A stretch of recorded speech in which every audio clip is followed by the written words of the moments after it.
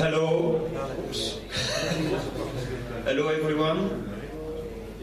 So we will talk about our solution. First of all, a few words about us.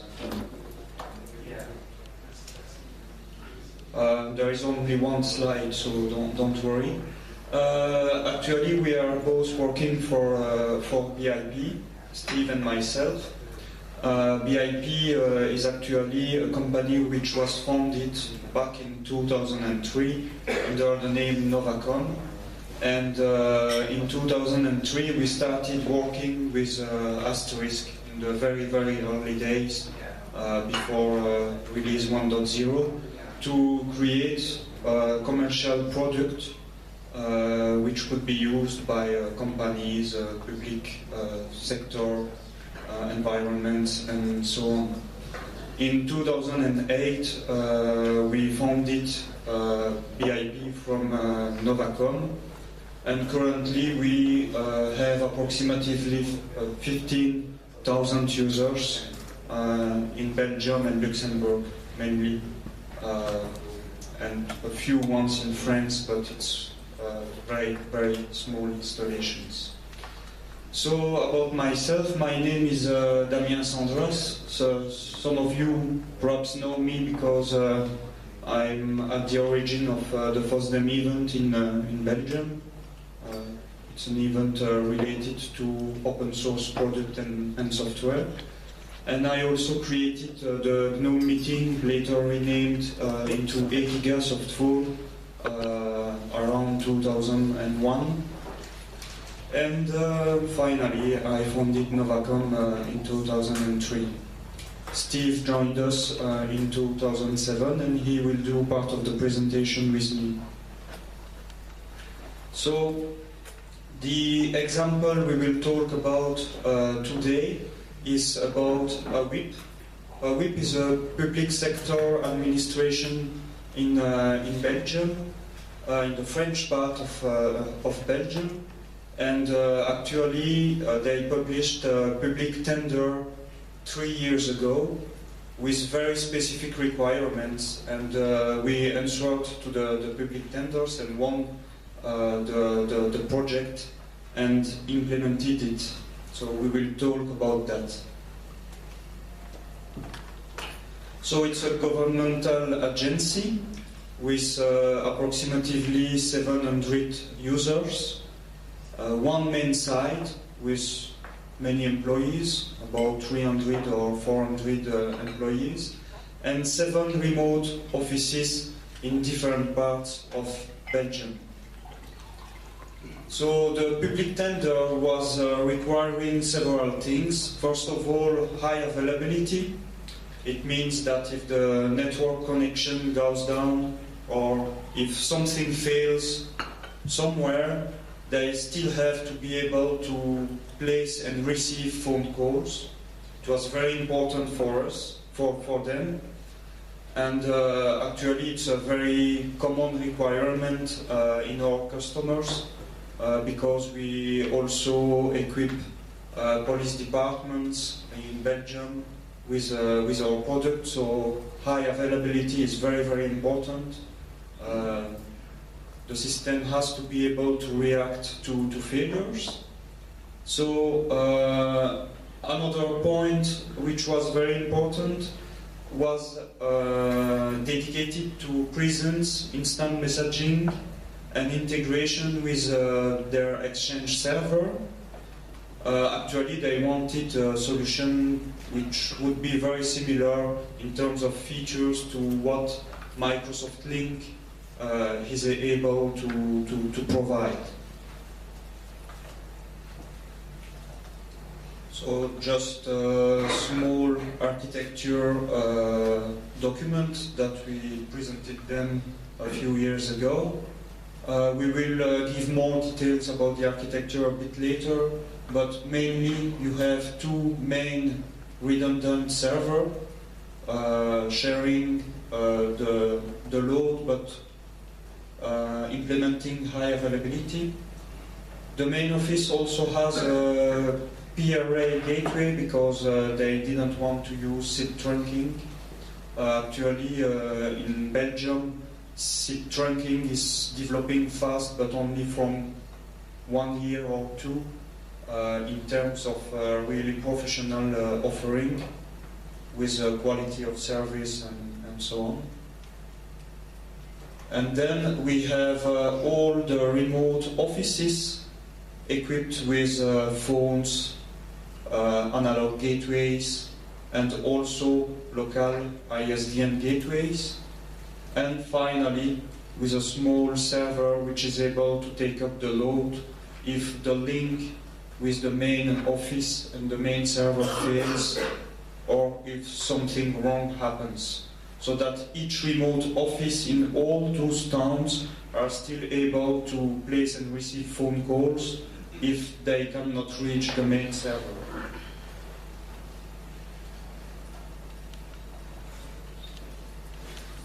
So I will give more. Okay.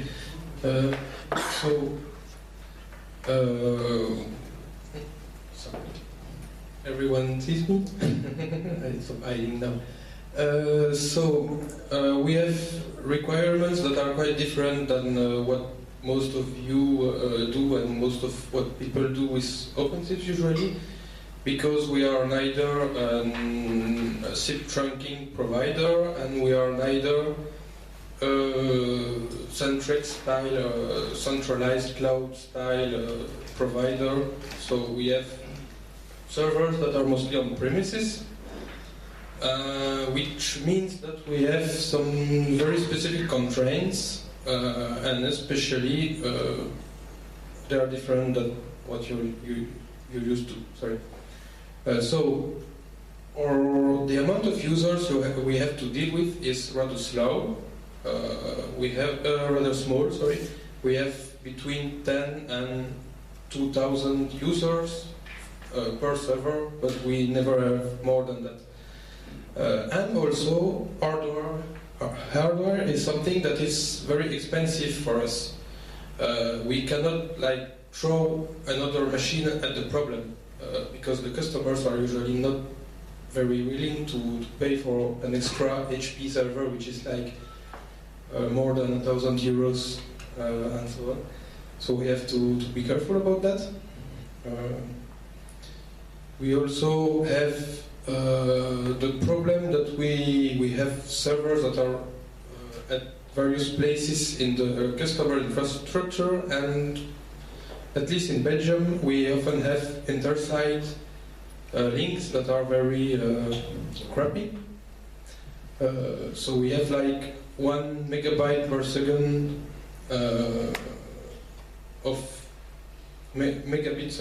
per second of bandwidth, and quite close to no quality of service on those. So basically, we have to be careful of what we send on the link, because otherwise nobody can hear anyone. So we also have the problem that maintenance is something that we have to avoid at all costs, because we cannot fix the problem for everyone at once by fixing a server. We have to go to every single customer and fix the thing.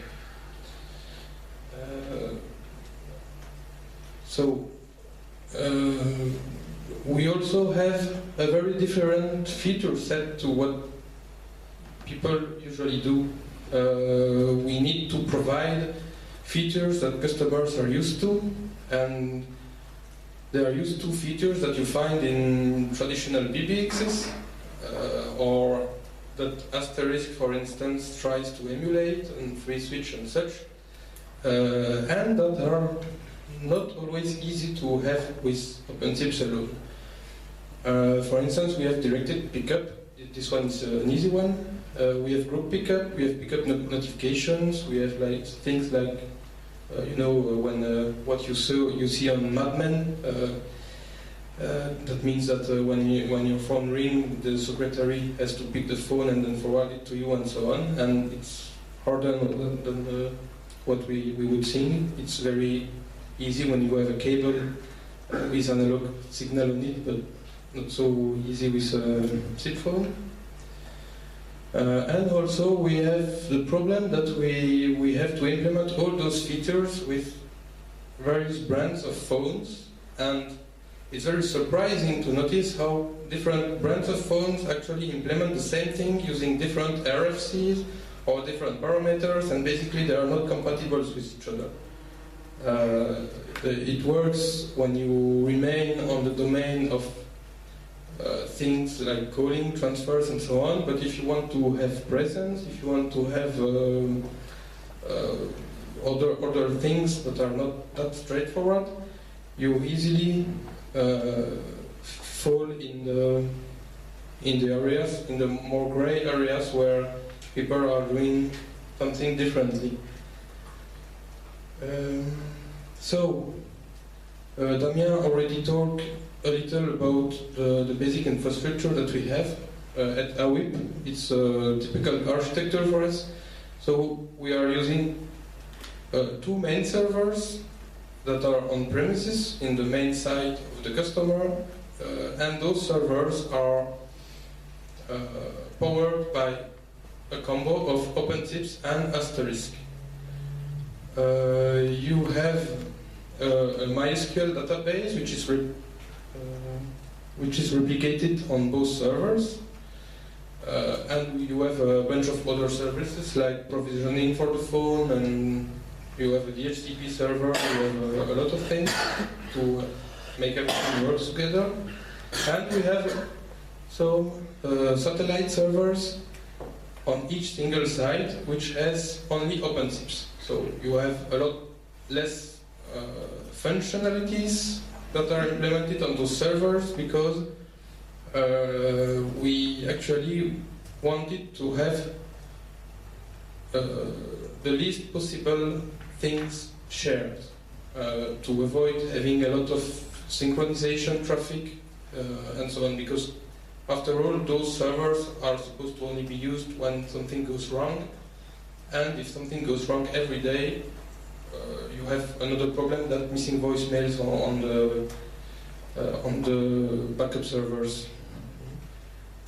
For redundancy and for failback, failover, and so on, for the high availability, we are relying on DNS SRV and DNS, the way SIP clients are supposed to handle DNS.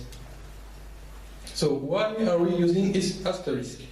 As Damien told you earlier, we are using Asterisk because that's what we have always done. Sorry. So we are step by step moving away, reducing what Asterisk does in our systems. But right now, unfortunately, every single call still goes through Asterisk.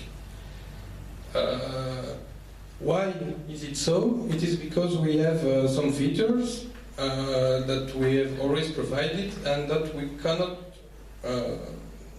provide in another way right now, as of today. For instance, we have call history and statistics that are generated by Asterisk. We have voice applications like voicemails and so on. We have call recording and RTP. The way we manage RTP streams, which have always been handled by Asterisk because that's what it's made to do. So we can use a RTP proxy or RTP engine or something like that, but we don't do it yet. Actually, Asterisk makes transcoding easier, but by doing so, it also makes codec management much harder, actually, because it's very hard to tell it to use the same codec on both legs and so on. It's a little too easy to transcode. Why are we using OpenSIPS? So this is the new one when it comes to us. We're using OpenSIPS because it allows us to have some extra features that we don't have with Asterisk. For instance, we can have real forking because you cannot have several devices that are registering with the same username in Asterisk. That's something that you cannot do, so you have to make strange acts to make it mostly work. It's free with OpenSIPS. You can have presence and dialogue infos that actually work. And we can have TCP, which you probably can have with new version of Asterisk, but our version doesn't handle that. We can have messaging, MSRP or SIP message. We can have, and we can display the number on the caller phone. We can also make change directly at the SIP level. Asterisk handles calls. It doesn't handle SIP transactions and such. It handles calls, be it SIP or IAX or whatever. Using OpenSIPS, we are able to actually make changes to Asterisk to act directly on the SIP level. And we have nice things like failure route, reply route.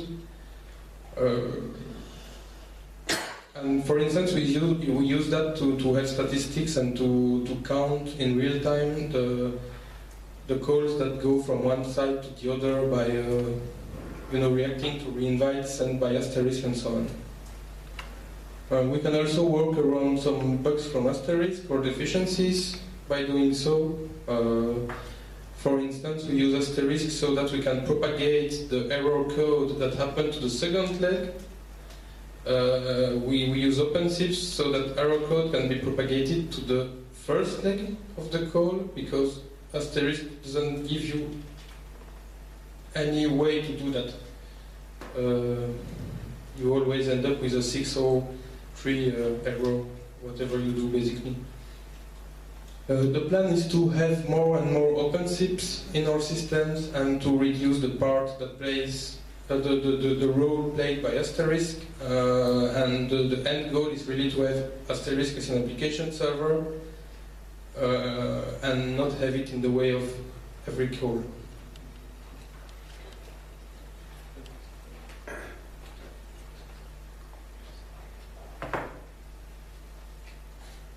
So to get back to the AWIP project too, one important feature was presence implementation. And as Steve explained, we have a full redundant setup. So actually, at some point, presence has to be handled the same way through both servers. At any time, one phone or one soft phone could use one server or the other to subscribe to presence information or to get notified about presence changes. You probably know that in the PBX world, we can limit the notion of presence to the dialogue information that is implemented through VisiLam fields. So on a phone, you will be able to see if someone is already on the phone or if the phone is ringing, and then if you hit the key, you will be able to do directed pickup. So that's something that we implemented using OpenSIPS, but we wanted to do a bit more and also have a notion of extended presence. Like, for example, information about the user availability, if the user is away, busy, or things like that. So we added support for both type of events. You probably know that BLF information can be implemented in SIP through the dialog info event, presence event. When we started to implement support for this with the phones we are using and with OpenSIPS, we had several problems, mainly also because we are using several OpenSIPS servers sharing the same information through a redundant MySQL database. And we also added support for classical presence event with the rich PIDF extension. The way we implemented it is through the presence agent specification. It means, for example, that you have to publish an event change, and then all subscribers will get notified that the presence for the user has changed.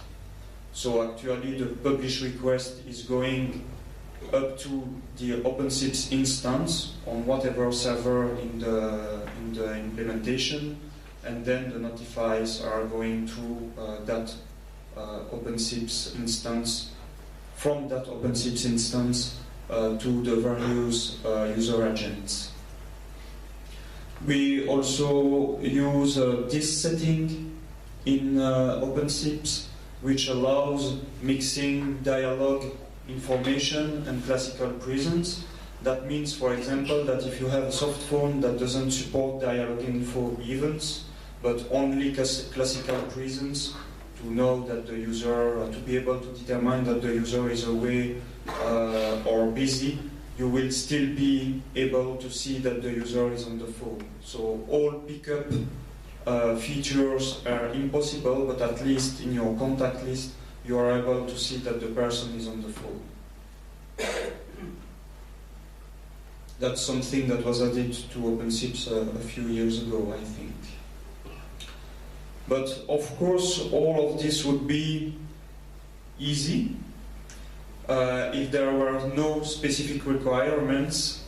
Actually, in the public tender, we answered. And the main specific requirement is that you can have several presence information source. For example, you could have one phone, let's take SNOM phones, and the user could indicate on the SNOM phone that he is away. But the same user could also use a soft phone on his smartphone and tell from that soft phone that he is busy. So you have two different presence states, one which is published from the hardware phone and one which is published from the smartphone. And also we could have another presence information source which could be the calendar of the user. So we have developed a module which is able to check the meetings in the calendar and to see if the user is available, away, busy, or even in holidays following his calendar. So you have several different sources for the presence publications, but then you have to determine which one is the one to take into account. And SIP is a bit vague about that. And actually what OpenSIPS is probably supposed to do is to aggregate all presence information, the one that tells that you are busy, the one that tells that you are away, and the one that tells that you are available. And once all the presence information have been aggregated, it's notified to all the subscribers. And it's up to the phone or the soft phone to determine what to do with the presence information that it has received. Of course, and unfortunately, everybody implements that differently. And you will find some phones or some soft phones that will only take into account the first presence information at the top of the document. Some others will try to display everything. So we had to find a solution for that problem, and we also had to simplify things because we have simple users using the system and they expect things to be simple. So what we implemented, and it's available on GitHub, but it's not merged in the main OpenSIPS yet, is a new setting that allows to determine one present state, which is the one to notify to subscribers. So,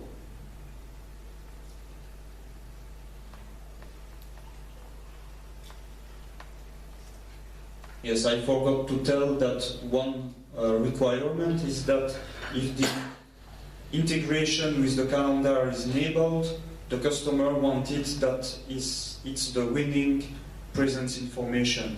So for example, if your soft phone tells you are available, but your calendar tells you have a meeting in some meeting room and you are busy, then the system should display that you are busy, and the system should also change the call routing according to the present state, to be able to follow you at some other place, or to react differently following you are away, busy, available, or some other present states.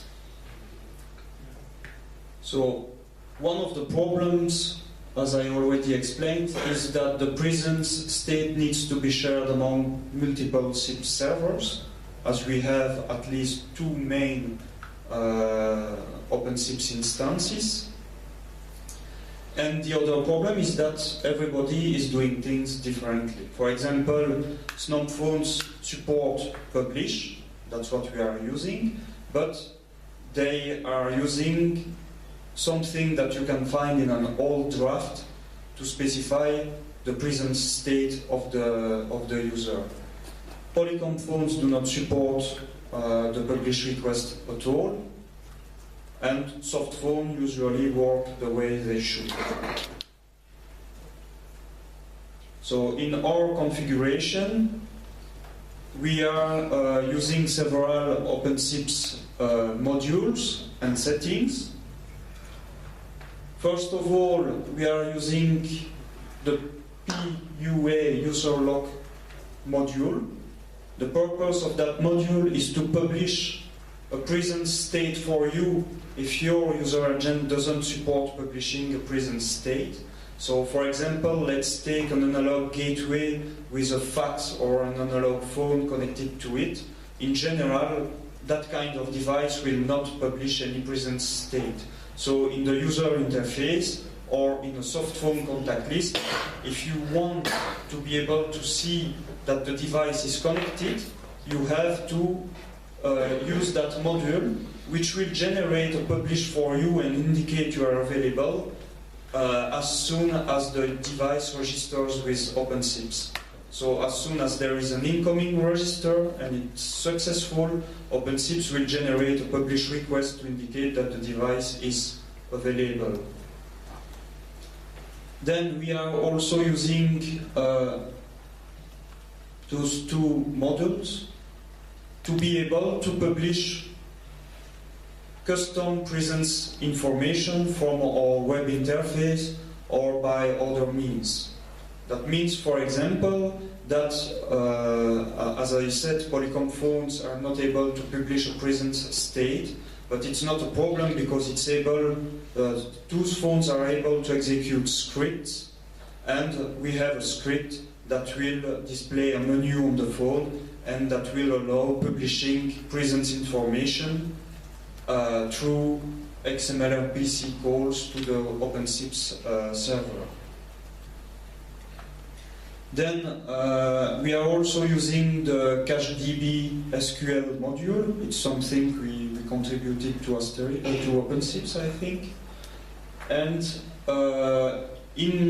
thanks to that module, we are able to store the present state in CacheDB and reuse it elsewhere in the script to be able to route calls depending on the winning present state. So what that means is that if you have several present sources which will publish different presence information, our algorithm will determine which one is the one to take into account, and it will notify the winning present states to all subscribers, but it will also store the result in CacheDB. Then we can read CacheDB to route calls from OpenSIPS depending on the present state. So that, for example, if I'm away, it goes directly to the voicemail, and if I'm busy, it can go directly to my colleague.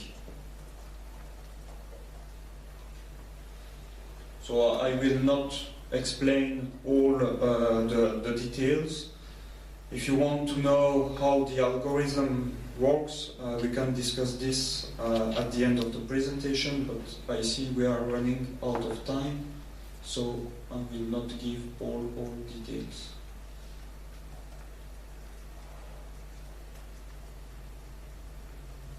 So we have seen that one important point of the implementation was to have something specific about presence, but there were also other requirements and features we have implemented thanks to OpenSIPS, and one of them is to be able to reject registrations from unknown networks, so that if you have some soft phone or device that tries to register to OpenSIPS, but that comes from an unknown network, it's not taken into account.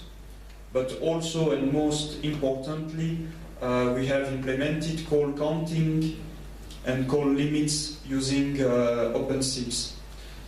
As Steve explained a bit earlier, you have some remote offices which are connected to the main office through links which do not have a very high quality and a very high bandwidth.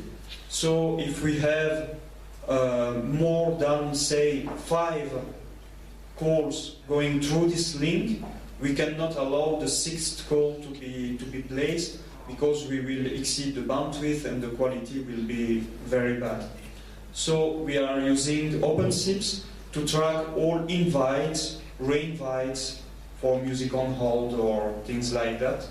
And each time there is an invite coming or by request handled by OpenSIPS, OpenSIPS will change the call counters, and at some point, if there is a new call and the call counter has reached the limit, the call will be rejected by the proxy.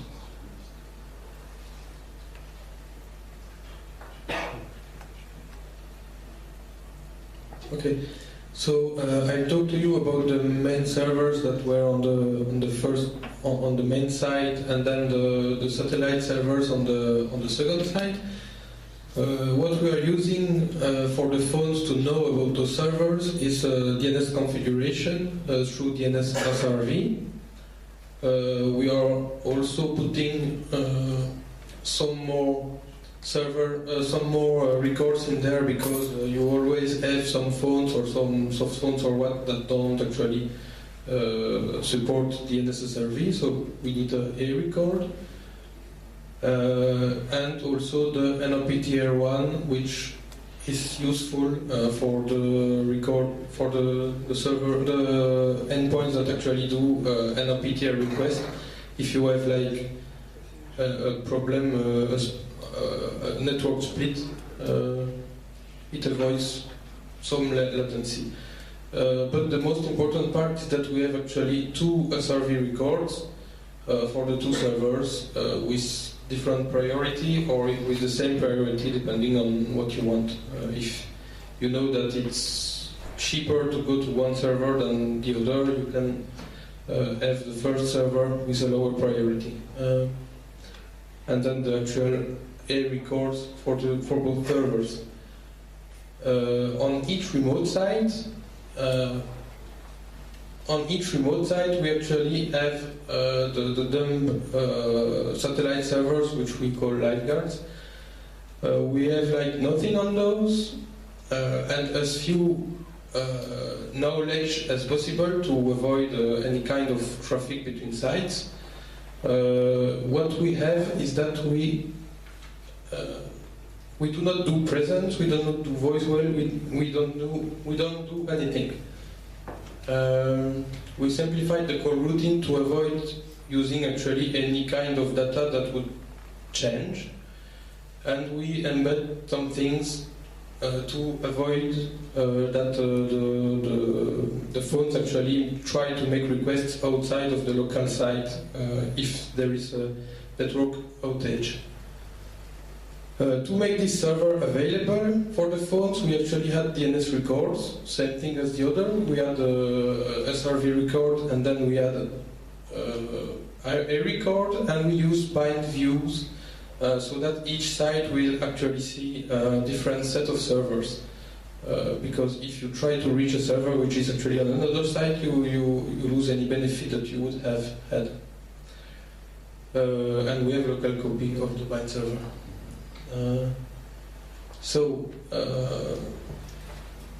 We have the redundancy. So it's mostly about the first. You have the two main servers which share data, and sharing data for us is very difficult because we don't get to have a big cluster and lots of bandwidth. We are on on the customer's network with scrappy links and so on. So basically, we have to keep the data in sync when you have to share something. It consumes the bandwidth that we don't have, and it can create conflicts, and maintenance is expensive as well, so we try to avoid it. So we try to not share anything, and that's why, for instance, the lifeguards only know the minimum. In OpenSIPS, you store everything in MySQL database usually. Actually, that's what we do. But for the lifeguard servers, we don't do the MySQL replications because it's a nightmare. You always have like problems, and so we actually use a custom script that does the copy periodically, and it's like good enough for something that normally shouldn't be used that often. So we are really looking into using the new binary interface, which is said to be efficient and reliable, which would be a change for us compared to what we have with MySQL right now. Because of the redundancy requirements, we are using actually TCP as a transport layer instead of UDP. The reason is that some phones, SNOMs for instance, not to name any, tend to like wait for an answer that will never arrive. Because as you don't have a handshake in UDP, usually you send a trying, so you say, you tell to the client that you actually have received something and you know and you will do something with it. But if you have a network outage, the phone won't receive the trying answer, the 100 trying, and so it will wait like forever. That's not good. So with this, by using TCP, we actually get to take benefit from the handshake and fail faster. Okay. Yeah.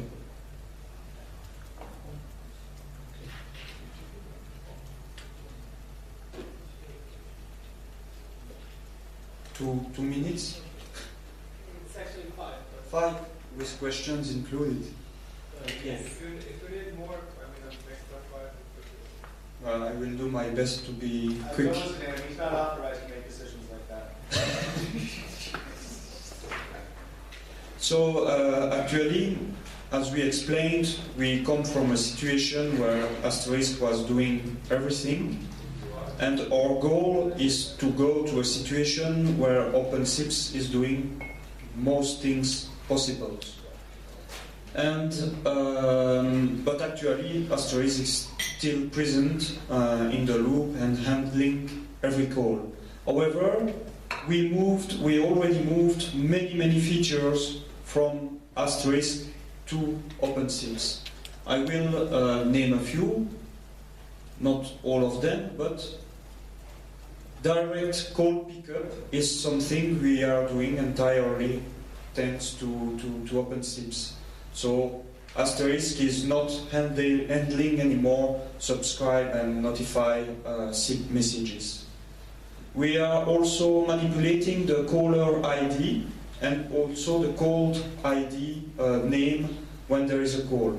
That means that when you receive a call, we look in the database to determine the name of the person following the number, and we are doing the same on outbound calls, so that as soon as you receive a ringing message from OpenSIPS, it contains the remote party header that will allow the phone to display the name of the person you are calling. We have our internal and external calls, and depending on the presence state from OpenSIPS, that's something that is handled completely in the OpenSIPS script. We are also handling callback on busy. That's something that you will find in most PBX implementations. That means, for example, that if you are calling somebody and the phone is busy, then you have to enable callback on busy so that the PBX calls you back when the person becomes available. It can be done in SIP, but the only phones which implement it in pure SIP I know are SNOP phones. So we have rather an implementation based on a script directly in OpenSIPS. We have also moved the distinctive rings feature from Asterisk to OpenSIPS. In terms of busy lamp fields, we also have cell phone integration. That means that if a call is coming through the PBX, through the OpenSIPS Asterisk combo, and is going through a cell phone associated with an employee of the company, but on the traditional cellular network, then the PLF will blink if the phone is ringing, and it will stay solid if the communication is established. Then we have also handled some things specific to Asterisk from inside OpenSIPS. You know that Asterisk is a back-to-back user agent, and for example, when you have an attended transfer, if you have one branch of the call who is going to one Asterisk instance and the other call is going to the other server, you will have a problem to be able to transfer the call, because there will be one call on one server and another call on another server. We are handling that at the OpenSIPS level. And yeah, here. And also everything that is related to instant messaging is handled at the OpenSIPS level. So actually the dial plan part in Asterisk is now really small because many things are implemented at the OpenSIPS level, but Asterisk is still in the loop.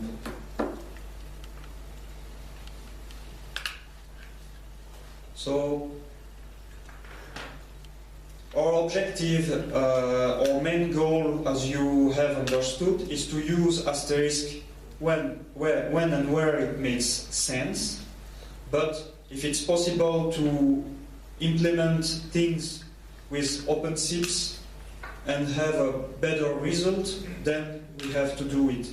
Our main goal is to transform our Asterisk usage into an application server usage instead of a PBX usage of Asterisk. So in our short-term to-do list, we have the objective to migrate to a more recent OpenSIPS release, 2.1, which looks very promising, or perhaps 1.11, we don't know yet. But there are many features which look interesting and which will solve some of the problems we have right now, most notably with MySQL redundancy. So I think that the new binary interface is something that is very interesting for us, because we will be able to do what we are doing right now, but without relying on MySQL. However, presence will still be, I think, a major problem because there is a state that is shared between several servers, and I think that it's not possible to have something with the binary interface right now. We will also rewrite some parts of our software using the new events framework. I will not go into details, but we have to replace the CDR implementation of Asterisk with something which is purely OpenSIPS based and the events framework will help us to do it. And finally, we cannot ignore WebRTC, so we want to add WebRTC support into our product and web interface. So we will move all features we can from Asterisk to OpenSIPS. And as you can see, there is still a lot of work to do, otherwise it would already be done. So see you next year. I don't know if you have questions. Yes? I had a discussion a couple of days, actually yesterday, with George Schnauer. He asked me about, I know that you have a lot of experience with deploying presence. Yes. And presence-based services. And he asked me if someone managed to do, like, with the DLF, like all this, basically a call pickup. It's parsing and picking the call up from a different station when you have like a group and stuff like that. That's something we have not implemented yet at the OpenSIPS level, actually. The basic thing that would be very interesting to us would be to be able to do group pickup, but from OpenSIPS, because actually for the group pickup feature we still rely on Asterisk, which will reorganize the call legs internally. But for the group pickup part, that's the first thing we have to implement, probably in the dialog module, or I don't know. We already discussed that, but we do not have a solution right now which is usable. Depends on the phone too. So if Yes. you've got like a Polycom phone, you can just pass through the protocol, let the phones just talk to each other, and they'll do group pickup. Actually, what the Polycom phone is able to do is to do a subscribe when you hit the pickup tree, and then receive Like a re-invite. Yes. Yeah. Yeah, but not all phones are doing that, so Right. unfortunately we have to find a solution that will work with Everything. everything, and that's the big problem, as always, with SIP. Anybody got questions? Anyone else? All right, thank you.